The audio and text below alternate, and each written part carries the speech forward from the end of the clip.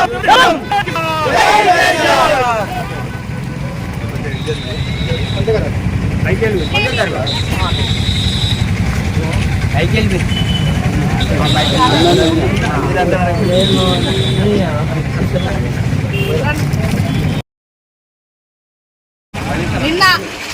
తెలంగాణ ఆత్మగౌరవానికి ప్రతీకగా అక్కడ రాజ్యాధికారానికి చిహ్నంగా తెలంగాణ ప్రజల రాజ్యాధికారానికి చిహ్నంగా ఉన్నటువంటి సెక్రటేరియట్ ముందట అలాగే తెలంగాణ కోసం ఆత్మ బలిదానాలు చేసుకున్నటువంటి తెలంగాణ విద్యార్థులు కావచ్చు, తెలంగాణ సాధించినటువంటి వీరులు కావచ్చు, వాళ్ళందరి గుర్తుగా అమర జ్యోతిని ఏర్పాటు చేసుకున్నాం.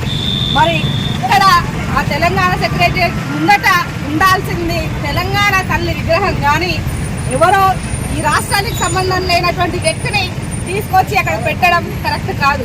నిజంగా దేశ రాజకీయాలలో ఉండొచ్చు ఆయన చరిత్ర, దేశంలో ఎక్కడైనా పెట్టండి, కానీ తెలంగాణ సెక్రటేరియట్ ముందట ఉండాల్సింది కేవలం తెలంగాణ తల్లి మాత్రమే.